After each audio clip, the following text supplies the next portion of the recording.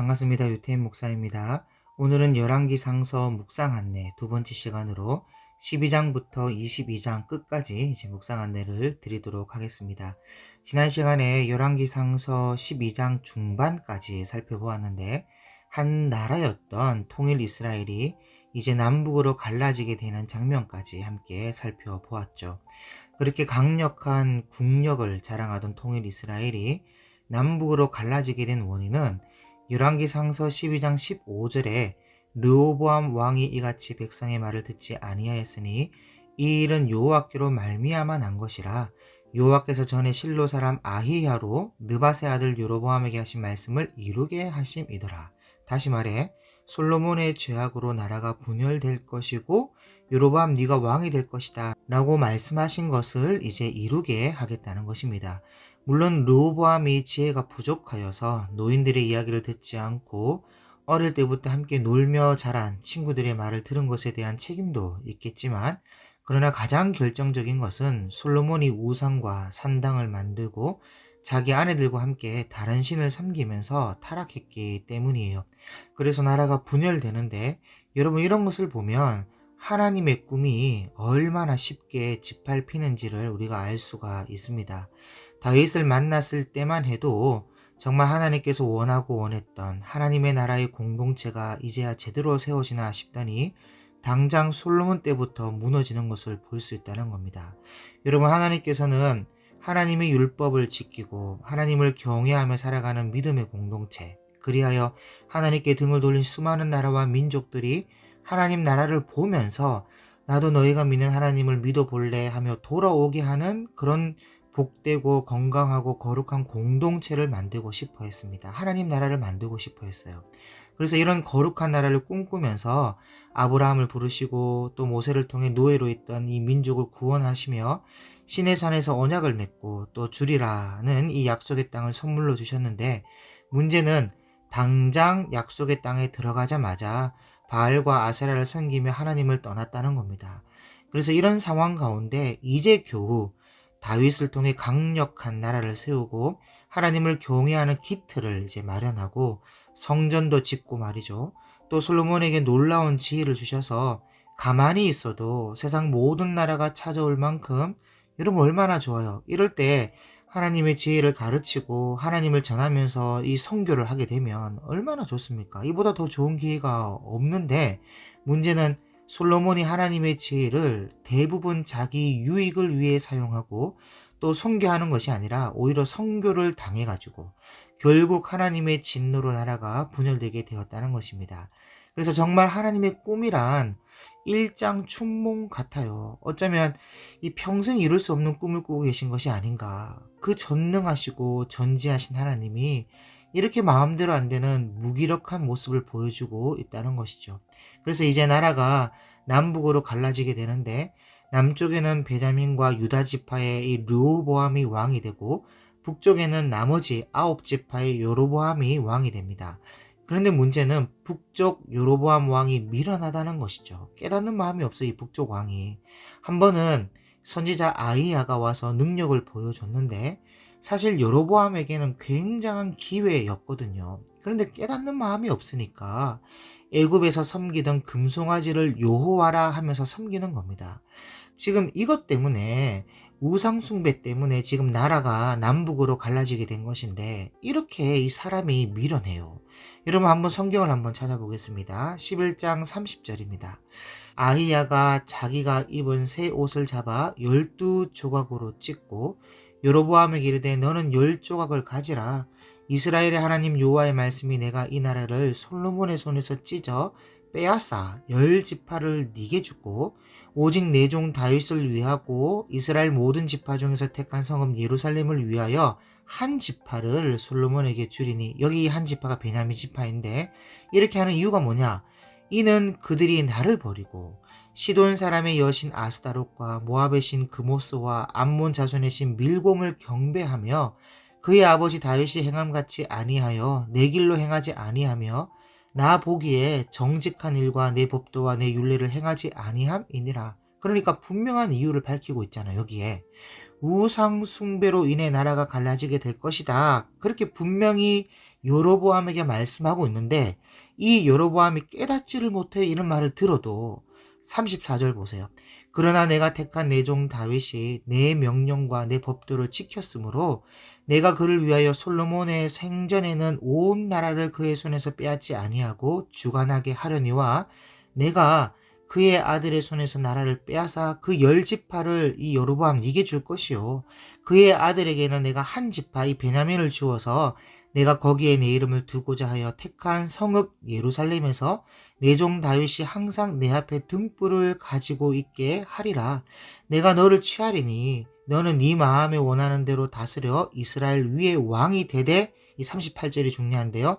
네가 만일 내가 명령한 모든 일에 순종하고 내 길로 행하며 내 눈에 합당한 일을 하며 내 종 다윗이 행함같이 내 율례와 명령을 지키면 내가 너와 함께해서 내가 다윗을 위하여 세운 것 같이 너를 위하여 견고한 집을 세우고 이스라엘을 네게 주리라. 분명히 이렇게 약속하고 있지 않습니까? 이렇게 약속해 주셨는데 이 여로보암이 하는 짓을 보면 12장 27절을 한번 보세요. 이 여로보암이 하는 말인데 27절 만일 이 백성이 예루살렘에 있는 여호와의 성전에 제사를 드리고자 하여 올라가면 이 백성의 마음이 유다 왕 된 그들의 주 르호보암에게로 돌아가서 나를 죽이고 유다의 왕 르호보암에게로 돌아가리로다 하고 이에 계획하고 두 금송아지를 만들고 그러니까 이 사람이 선한 데는 지혜롭지 못하고 악한 데는 지혜로워서 잘도 계획했어요. 계획. 이에 계획하고 두 금송아지를 만들었다. 그래서 어쩌면 이런 것 때문에 이런 역사 때문에 사도 바울이 선한 데 지혜롭고 악한 데는 밀어놔라 그랬는지는 모르겠습니다. 그래서 이 여로보암이 두 금송아지를 베델과 단이라는 지역에 두고는 거기에 가서 금송아지를 섬기게 만들었는데 이것이 대대로 이어지는 여로보암의 죄가 됩니다. 그러니까 여러분 제가 몇 번을 말씀드린 적이 있는데 사람이 무엇을 보느냐 아주 중요합니다. 모세가 초막절에 온 국민이 모여서 함께 성경을 펴고 읽고 듣고 공부하는 모습을 아이들과 함께 모여서 보여주게 한 것은 자기도 살고 아이들도 살고 여러분 그 어린 아이들이 이 율법을 낭독하여 읽어줄 때 이해합니까? 당연히 이해 못하죠. 당연히 몰라요. 그런데 그렇게 하는 것은 어른들이 함께 모여서 율법을 배우는 모습, 율법을 듣는 모습을 보여주면 그 모습을 보고 따라한다는 거예요. 따라한다. 그래서 그 자체가, 그 따라하는 그 자체가 배우게 하라, 가르쳐라의 말씀의 증거가 되는 것인데 그렇게 하지 않았다는 겁니다. 이게. 그래서 지금도 똑같아요. 여로보암이 애굽에 가서 맨날 본 것이 금송아지를 섬기는 것이다 보니까 금송아지를 여호와라 하면서 섬기게 만드는데 이것이 대대로 하나님의 속을 썩이게 하는 짓이 돼버렸다는 것입니다. 그래서 13장 1절에 보면 보라 그때에 하나님의 사람이 여호와의 말씀으로 말미암아 유다에서부터 베델에 이르니 마침 여로보암이 제단 곁에 서서 분향하는지라 하나님의 사람이 제단을 향하여 여호와의 말씀으로 외쳐 이르되 제단아 제단아 여호와께서 이와 같이 말씀하시기를 다윗의 집에 요시아라 이름하는 아들을 낳으리니 그가 네 위에 분향하는 산당 제사장을 네 위에서 제물로 바칠 것이요 또 사람의 뼈를 네 위에서 사르리라 하셨느니라 하고 자 그러니까 남유다 요시아 왕이 와서 이 일을 이제 행하게 될 것인데 여러분 이 요시아 왕이 올 때는요 약 300년 뒤에 요시아가 옵니다. 그러니까 300년 뒤에 일어날 일을 지금 예언하고 있는 거예요. 여러분 북이스라엘의 이 역사가 이 북이스라엘의 여로보암부터 북이스라엘의 멸망까지가 약 222년의 역사인데 300년이라고 하면 북이스라엘이 멸망하고도 약 80년이 지나야 일어날 일을 예언하고 있는 것이에요. 지금 이게 3절입니다. 그날에 그가 징조를 들어 이르되 이는 여호와께서 말씀하신 징조라 제단이 갈라지며 그 위에 있는 재가 쏟아지리라 하매 여로보암 왕이 하나님의 사람이 베델에 있는 제단을 향하여 외쳐 말함을 들을 때에 제단에서 손을 펴며 그를 잡으라 하더라. 그를 향하여 편 손이 말라 다시 거두지 못하며 하나님의 사람이 여호와의 말씀으로 보인 징조대로 제단이 갈라지며 재가 제단에서 쏟아진지라. 그러니까 여러분 보시면 하나님께서 지금이라도 이제 회개하고 돌아올 수 있도록 기회를 몇 번이나 주고 계신 것을 우리가 볼 수 있죠. 사람을 보냈죠. 일단 하나님의 사람을 보내고 또 징조도 보여주고 또 손이 말라서 거두지 못하는 것을 또 뒤에 가보면요. 또 고쳐주시기도 해요.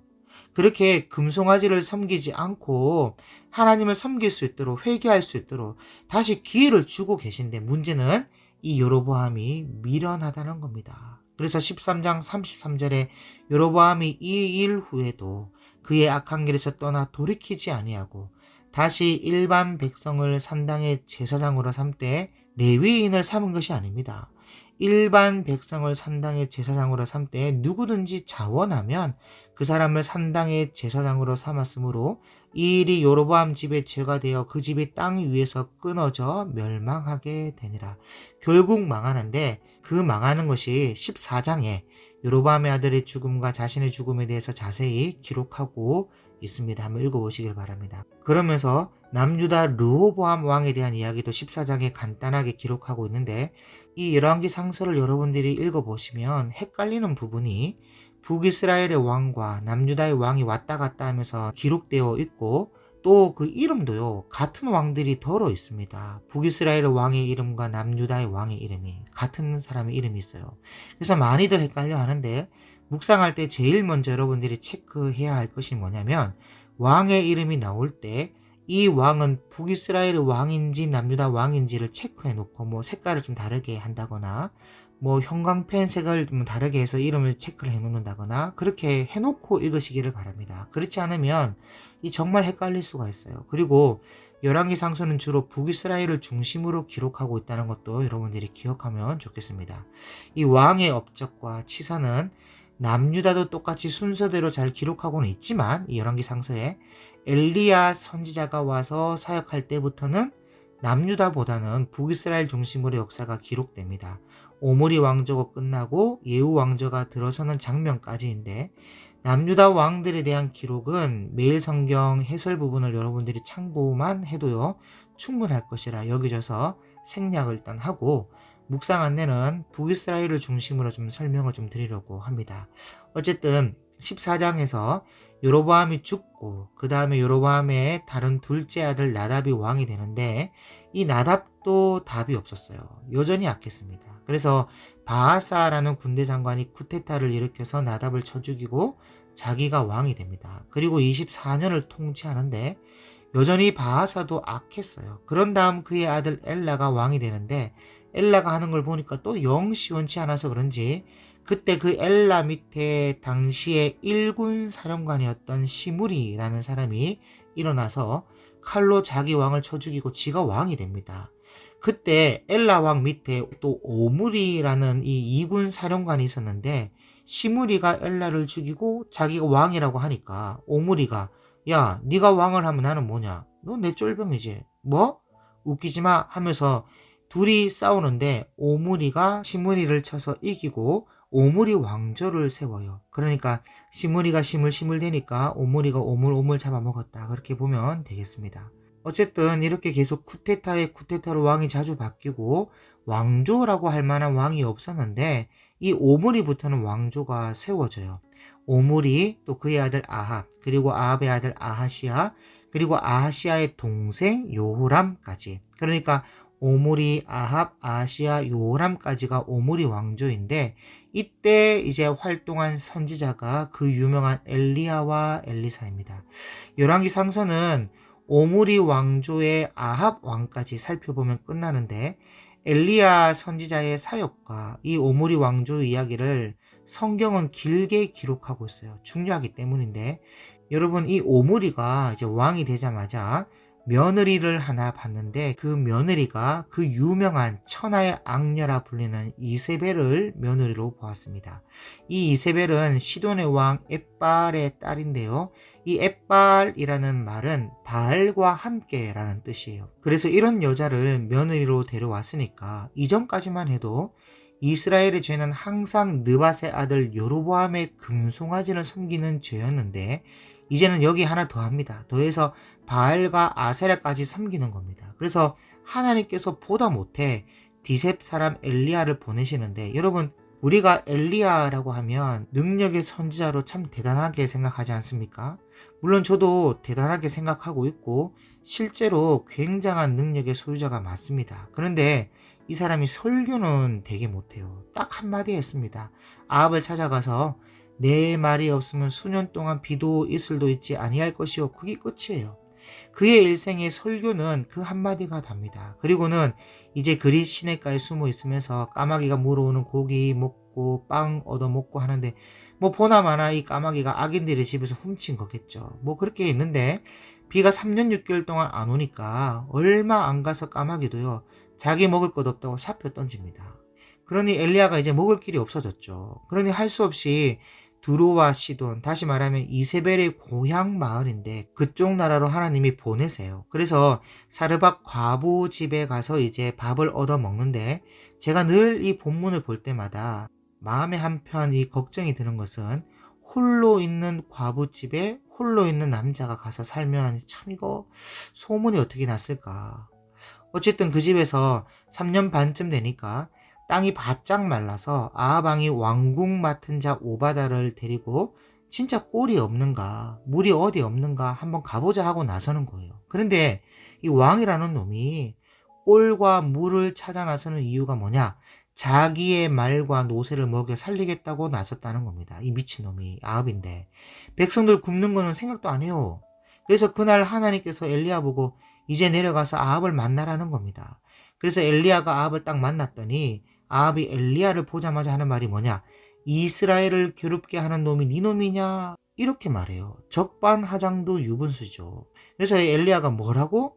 이보시오. 내가 이스라엘을 괴롭게 하는 것이 아니라 당신과 당신 집구석이 나라를 어렵게 하는 것이 아니요. 아직도 모르겠어. 그럼 누구 때문에 그런지 우리 한번 확실히 한번 해봅시다. 당신 있지? 당신 밥상에서 밥 빌어 먹고 사는 바알과 아세라 선지자 850명을 데리고 갈멜산으로 올라오시오. 그래서 바알이 하나님인지 여호와가 하나님인지 분명히 한번 밝혀봅시다. 오케이? 오케이.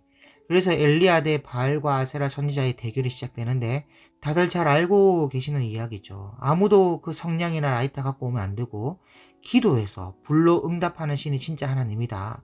그래서 먼저 바알 선지자가 부르시는데 바알이여 응답하소서, 바알이여 응답하소서, 해가 질 때까지 해요. 그러니 옆에서 엘리야가 조롱을 하죠. 야, 더 크게 소리 질러봐라. 아마도 보니까 너희 신이 귀가 살짝 먹었는지 외출 나갔는지 화장실을 갔는지 졸고 있는지 모르겠다 하면서 계속 조롱을 해요. 나중에는 안 되니까요. 이들이 돌을 가지고 자기 몸을 막 자해하면서 피를 뿌려가면서 부르짖는데 그렇게 해도 아무 응답이 없었어요. 그래서 엘리야가 야야 됐고 다 나와봐. 내가 할 테니까 잘 봐라 하면서 돌 12개로 굴러다가 단을 쌓고 장작을 벌려놓고 재물을 떠서 기도하는데 이 엘리야가 하나님이여 응답하소서 응답하소서, 여호와께서 하나님이신 것과 내가 하나님의 종인 것과 여호와께서 이 백성으로 바알과 금송아지를 다 버리고 하나님께로 돌이키게 하시는 것인 줄 이 백성으로 알게 하옵소서 하는데 하자마자 불이 확 내려와서 그 재물을 다 불태워 버렸습니다. 그리고 여러분 엘리야도 이 참 짓궂은 것이 지금 불을 붙인다는 사람이 제단에다가 물을 부으라고 하는데 여러분 그 물이 흔합니까 귀합니까? 귀하죠. 3년 6개월이나 비가 안 왔는데 얼마나 귀합니까? 그런 상황에 3번씩이나 저기 뭐 한국 가면 3~4번이라는 말이 있다 하면서 3번 부으라는 겁니다. 그러니까 그만큼 확신이 있으니까 이렇게 하는 것이죠. 아무리 귀하고 귀한 물이라도 하나님이 하시면 마음껏 먹고 마시고 샤워도 할 수 있으니까 그 귀한 물을 부으라고 한 건데 하나님께서 불을 내려서 도랑의 물과 재물을 확 맡아가지고 올라가 버리니까 사람들이 보고 화들짝 놀라서 엎드려서 하는 말이 여호와 그는 하나님이시로다. 바알이 하나님이 아니고 여호와 그는 하나님이시로다. 여러분 여호와 그는 하나님이시로다. 이게 엘리야라는 이름의 뜻이에요. 여호와 그는 하나님이시다. 그래서 여러분 이 백성의 고백이 너무나 확실하지 않습니까? 읽는 우리나 그 고백을 듣고 있는 엘리야나 너무 확실하니까 이쯤 되면 아합이 하나님을 믿어야 되잖아요. 기적이 일어났고 또 직접 체험을 했으니까. 그런데 여러분 놀라운 것은요. 아합이 안 믿었다는 겁니다. 그래서 이런 것을 통해 우리가 알아야 할 것이 뭐냐? 믿음은 기적을 본다고 해서 생기는 것이 아니에요. 오히려 기적을 보면 충격을 받지 믿음이 생기는 것이 아닙니다. 그래서 성경은 하나님의 말씀을 들음으로 믿음이 생기는 것이다. 그렇게 말씀하고 있는 거예요. 그래서 아합이 가서 이 사실을 이세벨에게 일러 바쳤습니다. 그랬더니 이세벨이 쌍심지를 뜨고는 뭐요? 그 여호와 신이 불러 응답했고 엘리야가 바알 선지자 아세라 선지자 850명을 다 죽였단 말이요? 하면서 눈을 확 치켜 뜨고는 내일 이맘때까지 엘리야의 머리가 그 목에 붙어 있으면 신들이 내게 벌 위에 벌을 내림이 마땅하다 하며 이를 바득바득 까는 겁니다. 그러니 엘리야가 혼비백산에서는요, 천하의 엘리야가 부엘세바까지, 우리나라 같으면 대구에서 서울까지 도망을 갔어요. 그리고 그 부엘세바 광야에 가서는 한 로덴나무 아래에서 그저 죽으려고 하는데, 여러분 한번 생각해 보세요. 여러분 얼마나 그 허탈하겠습니까? 그 3년 6개월을 기다려서 850대 1로 싸워서 여호와 그가 하나님이시로다 하는 것을 분명히 보여줬는데, 또 백성들이 그렇게 고백도 했지 않습니까? 그렇게 했는데 달라진 것은 하나도 없으니까 여러분 그 얼마나 허탈하겠어요. 그래서 로뎀나무 아래에서 19장 4절에 자기가 죽기를 원하여 이르되 여호와여 넉넉하오니 지금 내 생명을 거두시옵소서, 나는 내 조상들보다 낫지 못하니이다 하고 로뎀나무 아래에 누워 자는데요, 천사가 자꾸 깨워요. 일어나라, 먹어라, 기운을 차려라. 그래서 들어놓으면 깨우고. 그래서 엘리야가 가라고 하는 그 호렙산까지 갔는데 여호와께서 나타나셔서 네가 어찌하여 여기 있느냐? 하나님이여, 저 천하 약한 여자가 여호와를 경외하는 사람들은 다 죽여버리고 나만 남았는데 이제 내 목숨도 찾고 있습니다. 그러니 아마 나도 곧 죽을 겁니다. 하는데 죽기는 뭐 아무나 죽나요? 아직 엘리야가 해야 할 일이 많아요. 하사엘에게 기름을 부어서 아람의 왕으로 세워야 되고, 엘리사에게 기름을 부어서 후계자를 또 세워야 되고, 예후에게 기름을 부어서 이스라엘 왕도 세워야 하고, 할 일이 태산 같은데 죽기는 뭘 주고 하고 이제 내려보내는 겁니다. 그래서 내려와서 보니까 길가에 엘리사가 있는데 12결의의 소를 가지고 밭을 갈고 있어요. 여러분 12결의라고 하면 24마리의 소인데 부잣집 아들이에요. 그때 이제 엘리야가 겉옷을 가지고 밭 깔고 있는 엘리사에게 싹 던졌는데, 그랬더니 그 겉옷이 엘리사에게 딱 걸치니까 알았다고. 내 부모님께 입 맞추고 따라가겠다고. 이 엘리야가 나 아직 아무 말도 안 했는데, 아무 말 안 해도 다 알아듣는 거죠. 그러니까 이 엘리사가 결단력이 있어요. 방금 밭 깔던 농기구를 장작으로 패서 소 2마리를 잡아서 잔치하고 딱 따라 나서는 겁니다. 그래서 우리도 이런 사람이 되어야 합니다. 성경의 진리를 알고자 마음을 탁 잡으면요, 끝까지 가야지. 성경을 읽다 말다, 교리 공부를 하다 말다 그러면 안 됩니다. 될성 부른 것은 떡잎부터 다르다고. 엘리사 보세요. 그러니 성령이 하시는 역사를 2배로 봤죠. 그리고 이제 20장과 21장으로 넘어가면 아합이 자꾸 못된 짓만 골라서 하는데, 결정적으로 다 잡은 아람 왕을 놔주기도 하고, 또 나봇의 포도밭 사건도 나오는데, 이 포도밭 사건이 아합을 이제 멸망의 길로 가게 하는 결정적인 계기가 됩니다. 이 나봇이라는 사람이 이스라엘 평지에 포도밭을 가지고 있었는데, 이 이스라엘 평지는 농사 짓기가 참 좋은 비옥한 땅이에요. 참고로 말씀드리자면 이스라엘은 3개의 평야가 있어요. 이스라엘 평야, 아마겟돈 평야, 샤론 평야, 이렇게 3개의 평야가 있는데요. 그 중에 샤론 평야는 다윗의 목장이 있었던 이 해변가의 비옥한 땅이고, 양치기에 참 좋은 곳입니다, 여기가. 그리고 이스라엘 평야는 곡식이 잘 되는 곳이고, 아마겟돈 평야는 곡식이 잘 되는 곳이긴 한데 전쟁이 많이 일어나는 위치에 있어요, 여기가. 그래서 그런지 보통 다 안 좋은 이름으로 다들 알고 있는데 원래는 참 좋은 평야입니다. 어쨌든 나봇의 포도밭은 이스라엘 평야 한쪽 이 아합 왕의 왕궁 가까이 있었는데 포도가 너무너무 잘 되니까 그것이 탐이 났던 거예요. 그래서 나봇을 불러서 그 밭을 팔든지 바꾸든지 더 큰 거, 더 좋은 거 줄 테니까 나랑 바꾸자, 그렇게 말했는데, 그러면요, 왕이 바꾸자고 하면 더 좋은 거 더 많이 주겠다고 하면 그냥 팔지, 목숨이 포도밭보다 중하지 아니하며 하면서 팔면 되는데, 이 사람이 소유냐 존재냐라는 책도 안 읽어보고 내 조상으로부터 물려받은 것을 팔 수 없나이다 하면서 거절했어요. 사실 이렇게 말을 한 것은 레위기에 기록된 언약대로 한 것이죠. 그런데 아합이 거절당하니까 지 딴엔 왕으로서 좋은 조건을 내걸고 제안한 건데 거절당하니까 이 자존심이 상해서 드러누웠어요. 그래서 이스벨이 왕이여 또 뭐 때문에 또 삐지고 토라져 누워있으니까 나봇의 포도밭이 어쩌고 저쩌고. 아이고 남자가 그래가지고 정치한다고 일어나 식사나 해요. 내가 알아서 뺏어올 테니까 하더니 이세벨이 아합의 이름으로 공문서를 만들어서 나봇의 동네 귀족들에게 보냈어요. 나봇을 지방 장관으로 추대하고 그 지역에 금식을 선포해라. 그리고 불량한 사람 둘을 보내서 나봇이 하나님과 왕을 저주하였다고 말하게 하라 하면서 공문서를 보내고 거짓 증언으로 나봇을 끌어다가 돌로 쳐 죽였습니다. 이것이 이세벨의 솜씨예요. 그리고는 자기 남편에게 와서 나봇이 죽었으니까 가서 포도밭 차지하세요 하니까 아합이요. 나봇이 죽은 것은 전혀 관심 없고 그 포도밭이 좋다고 그걸 본다고 또 가봅니다. 얘가 또. 그래서 하나님이 아합이 하는 꼬라지를 보고 있잖아요. 고민이 안 될 수가 없어요. 저 아합을 죽이긴 죽여야 되겠는데 어떻게 죽여야 소문이 잘 나겠나 하면서 하나님이 고민을 합니다.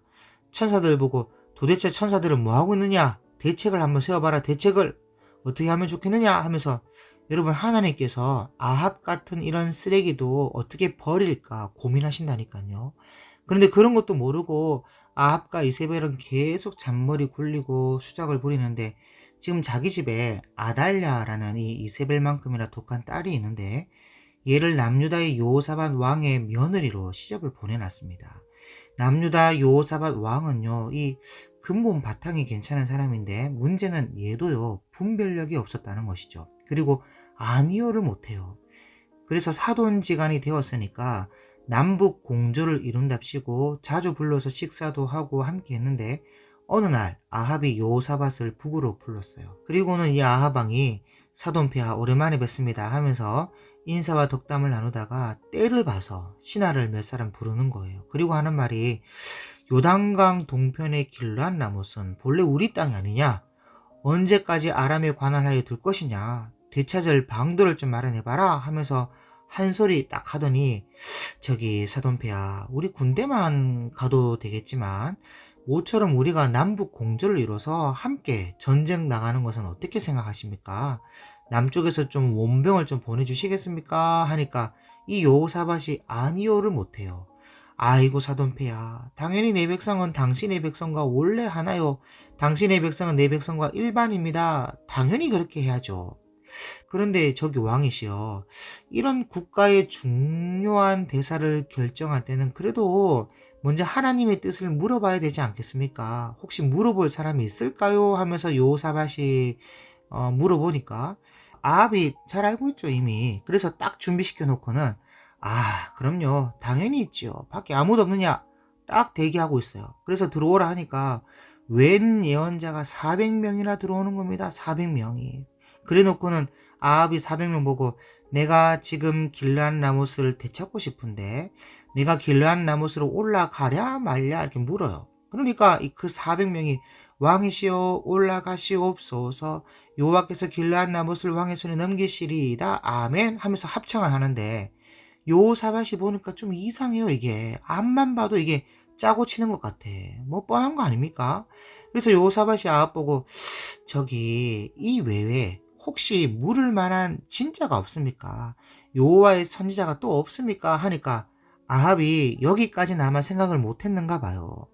저기 그게 그러니까 하나가 있기는 한데 걔는 항상 내게 대하여 좋은 것은 예언 안 하고 항상 재수없는 소리만 해서 내가 미워합니다. 그러는 겁니다. 그래서 여호사밧이 들어보니까 아무래도 걔가 진짜 같아. 그래서 왕이요 그러지 마시고 마지막으로 그 사람을 한 번 더 불러가지고 한번 물어봅시다 하니까 아합이 뭐 그러시죠 뭐 여봐라 가서 이물라의 아들 미가야를 데려오너라 하면서 미가야를 데리러 갑니다. 그래서 심부름을 간 사람이 가서 미가야를 만나는데 미가야를 보고는 저기 이보시오 미가야 선생 당신 말이요 좀 제발 좀 보조를 맞춰보세요. 보조를 이미 400명의 예언자가 길르한 라못으로 올라가시옵소서 여호와께서 길르한 라못을 당신의 손에 넘기시리이다 했는데 당신 또 김 빠지는 소리 해가지고 초치지 말고 좀 보조를 맞춰보세요. 제발 맨날 당신 혼자 엉뚱한 소리 하니까 이런 시골에서 목회를 하고 있는 거 아니요 하니까 미가야가 나는 보조 그런 거 모르겠고 나는 여호와께서 무슨 말씀을 주시든지 그대로 말할 겁니다 하니까 아이고 또 오늘도 뭐 또 좋은 말 듣기 글렀네 젠장. 갑시다. 그래서 이제 미가야가 왔어요. 오니까 아합이 미가야야 우리가 길르한 라못으로 올라가랴 말라 했더니 미가야가 하는 말이 뭐 올라가 보시든지요. 뭐 승리한다고 했다면서요. 가서 그 성읍을 취하십시오 하는데 그 말투가 그 예전 같지 않은 거죠. 그 좀 거슬리는 겁니다. 그래서 내가 여호와로 몇 번을 맹세시키야 네가 똑바로 말하겠느냐? 정직히 말해봐라 좀 하니까 아 그래요? 난 또 뭐 또 보조를 맞추라고 하길래 보조를 맞춰야 되는 줄 알고 그랬는데 뭐 똑바로 뭐 정직하게 말하라고 하니까 제가 말씀을 좀 드리자면 왕이시여 잘 들으셔야 됩니다. 내가 지금까지 집에서 TV를 보다 왔는데 보니까 하늘에서 어전회의가 열렸습니다. 그런데 그 어전회의 주제가 뭐냐? 아합을 죽이기는 죽여야 하겠는데 어떻게 죽여야 잘 죽였다고 소문이 나겠나? 그 주제를 가지고 회의를 하고 있습니다. 그러니까 한 천사는 이리 하겠다 하고 또 한 천사는 저리 하겠다 하고 여러 의견이 분분했는데 어떤 한 천사가 나와서 하는 말이 하나님 되게 좋은 아이디어가 있습니다. 그게 뭐냐? 보니까 아합의 상에서 밥 빌어 먹고 사는 거짓 선지자가 400명이나 있는데 그 거짓 선지자의 입에 제가 거짓말하는 영이 되어서 길르한 라못으로 올라가시옵소서 여호와께서 당신의 손에 넘기시리이다 아멘 하면서 꿰어내어 전쟁에 나가서 죽게 하겠나이다. 그래 네가 잘하겠다 네가 해봐라 까지 내가 보고 왔나이다. 그랬더니 그 거짓 선지자 400명의 대표인 그나아나의 아들 시드기야라는 놈이 쫓아오더니 미가의 뺨을 찰싹 때리면서 야 임마 여호와의 신이 나를 떠나서 언제 너에게 가서 그딴 소리를 하더냐. 그랬더니 미가야가 맞은 뺨을 만지면서 네가 골방에 들어가서 숨는 날쯤에는 알게 될 것이다 그렇게 말하는데요. 아합이 듣고는요 화가 머리끝까지 나는 겁니다. 안 그렇습니까? 모처럼 남쪽 왕을 불렀는데 남쪽 왕 앞에서 창피하게 그런 소리를 하니까 화가 나서 내가 전쟁에 나가서 이기고 평안히 돌아올 때까지 이 미가야 이놈을 감옥에 쳐놓고 고생의 떡과 고생의 물을 먹여라 알겠느냐 하는데 미가야가 끌려나가면서 잠깐 저기 왕이시여 지금 왕께서 전쟁에 나가서 이기고 평안히 돌아올 때까지라고 하셨나이까. 이보시오 왕이 만약에 전쟁에 나가서 이기고 평안히 돌아올 거면 나한테 뭐 하려고 그런 것을 보여주셨겠습니까? 너희 모든 신하들은 이 말 잘 드러나라 필기를 하든지 하고는 미가야는 감옥으로 가고 아합은 이제 전쟁터로 갔는데 이 정말 웃긴 것은요. 제가 여러분들을 말씀드리고 싶은 것은 이 여호사밧이 자기가 듣고 싶어서 진짜인 것 같아서 부른 거 아닙니까? 지금 이게 이 미가야가. 그럼 미가야 말을 들었으면 이것이 하나님의 뜻인 줄 알고 안 따라가야죠. 전쟁에. 그런데 또 나갑니다. 이 사람이 줏대 머리 없이. 아합이 사돈폐하. 이번 전쟁은 말이오. 모처럼 우리가 남북 공조로 하는 전쟁인데 특별히 사돈폐하께서 총사령관으로 총지휘를 맡아주십시오 하니까 요사밧은 또 순진해가지고 아유 뭐 또 제가 또 그런 걸 맡아도 되겠습니까? 사돈폐하께서 하셔야 되는데 아이고 아닙니다. 저는 군복을 입고 몸소 전쟁터에 나가서 싸우겠습니다. 그렇게 나오니까 요사밧이 황송해가지고 여러분 사실 이것은 이런 거예요. 아합의 머리에서는 이런 계획이 안 나옵니다. 이런 시나리오는 이세벨이 쓴 건데 지금 이 사돈 관계를 맺었지 않습니까? 지금 사돈 관계를 맺어서 아달랴를 남쪽 요호람에게 시집을 보내놨단 말이에요. 그리고는 요사밧을 불러서 함께 이 길르한 라못을 쳐들어가자고 했는데 전쟁에서 이기면 길르한 라못을 얻는 것이고 지면요 요사밧 왕은 죽는 겁니다. 그래서 이기면 좋고 지면 더 좋고 이기면 길르한 라못을 지면 요사밧은 죽고 남쪽에 보낸 딸이 요호람 목을 쳐서 남북 통일을 시킨다는 것인데 이런 것도 모르고 요사밧은 순진해가지고 황송해하면서 나갔다는 거예요. 분별력 없이. 그런데 그날따라 아람 군대가 출정식을 하는데 아람 왕이 뭐라고 하냐면 오늘 전쟁은 큰 자나 작은 자나 싸울 필요 없이 아무하고도 싸우지 말고 오직 아합만 잡으면 된다. 알겠느냐? 출발. 아무하고도 싸우지 말고 아합만 잡아라. 여러분 보통 이 전쟁은요. 왕하고 책사하고 참모하고 삼선에 있고 맨 뒤쪽에 있고 그 앞에 왕의 근위병들이 진을 치고 있고 2선에는 기마대가 서 있고 1선에 보병들이 칼을 들고 싸우고 태각하고 하는데, 그날따라 아람 군대가 졸병들은 아무 관심 없고 빨갛게 왕복 입고 있는 왕을 보고 저놈이 아합이다 하면서 달려드는 겁니다. 그러니까 요사밭이 저놈들이 왜 나만 보고 오냐 하면서 놀래가지고 고함을 지르는데, 그 고함 소리를 아람 군대가 들어보니까 아합이 아닌 겁니다. 뭐야? 아합이 아니잖아. 어떻게 된 거야? 그러면서 쫓기를 그치는데, 그때 한 병사가요, 활을 들어서 무심코 실컷 당겨서 퓨 하고 쐈어요. 그런데 어떻게 된 것인지 화살에 눈이 달린 것도 아니고 그 화살이 어떻게 병사로 가장하고 있는 아합을 찾아내는지 수많은 병사들 사이를 비집고 들어가서 아합의 갑옷 솔기를 관통해 버렸습니다. 그래서 병거 바닥에 아합이 거꾸러지면서 내가 부상했으니까 외곽으로 길을 터라 하는데, 길을 트긴 뭘 터요. 최후 3선까지 왕만 잡겠다고 들어온 아람 군대가 빠져나가면서 얼마나 격렬히 싸우는지 길을 트지도 못하고 하루 종일 화살 맞은 자리를 붙잡고 허우적거리다가 해질녘에 피를 토하고 거꾸러집니다. 그때 단지 아합이 죽었을 뿐인데 어떻게 알았는지 아람 진영에서 나팔이 들려오기를 각기 성읍으로 각기 본향으로 하는 거예요. 그러니까 아람 군대가 밀물처럼 들어왔다가 썰물처럼 싹 빠지는데 단지 아합만 죽었을 뿐입니다. 물론 뭐 병사들 싸우다가 죽고 죽이고 했겠지만, 그래서 죽은 아합을 데려다가 사마리아 외곽에 있는 연못에 아합의 피를 씻었더니 동네 개들이 와서 그 피를 핥아 먹는데, 그 연못은 사마리아 창녀들이 목욕하는 연못이라. 이래서 아합이 죽고 그 다음에 아하시아가 대신하여 왕이 됩니다. 이렇게 해서 여러분 그 열왕기 상서의 이스라엘 120년 역사가 이제 끝나는데요. 정확하게는 솔로몬이 왕이 될 때부터 아합이 죽을 때까지 124년입니다. 어쨌든 여러분 이런 것을 보면 오므리 왕조와 이세벨이 악으로 밭을 갈고 독을 피우며 온갖 못된 짓을 해도 하나님께서 하루아침에 죽여버리거나 그렇게 하지 않지요. 물론 어떤 때는 하다 안 돼서 하나님께서 죽이는 놈이 있긴 하지만 억지로 또 강제로 남의 인격을 변화시키는 일은 또 절대로 하지 않는다는 것을 우리가 역사를 통해서 볼 수가 있습니다. 그래서 하나님이 하시는 일은 때가 찰 때까지, 그때가 죽을 때인지 구원받을 때인지 알 수는 없으나 끝까지 기다리시고 사람을 보내시고 또 돌아올 기회를 주신다는 거예요. 그래서 사실 약속이라는 것은 다른 말로 계약과도 같은 말이라서 지켰을 때나 어겼을 때나 계약은 계약대로 실행해야 되는 것인데, 하나님은 이스라엘 백성과 맺은 언약이 있지만 그 계약대로 그냥 바로 실행하지 않으셨어요. 물론 실행해도 아무 말도 못할 텐데 하나님은 그 계약대로 바로 실행하지 않고 먼저 사람을 보내서 돌아오라고 외치고 계십니다. 그것이 엘리야와 엘리사고, 그 뒤에는 이사야, 예레미야, 에스겔, 다니엘, 호세아, 요엘, 아모스, 오바다, 요나, 미가, 나움, 하박국, 스바냐, 학개스가라, 말라기 계속 와서 외치는데, 이 사람들은 전부 다 문서 예언자거든요. 그래서 이 외에 비문서 예언자까지 엘리야, 엘리사, 오뎃, 아히야, 요아의 사자, 하나님의 사람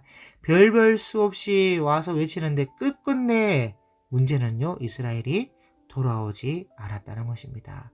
그래서 결국 예수님이 오신 것이죠. 그러므로 여러분들이 묵상하는 가운데 그 찬란하게 빛나는 다윗의 별과 같은 이스라엘이 밑바닥 아래까지 타락해가는 모습 속에 하나님의 고충을 여러분들이 생각해 볼 수 있는 은혜의 시간이 될 수 있기를 바라고, 역사를 통해서 여러분들이 취할 건 취하고 버려야 될 것은 버릴 수 있는, 그래서 하나님께 귀하게 쓰임받는 역사의 한 주인공이 될 수 있기를 주님의 이름으로 축복합니다. 감사합니다.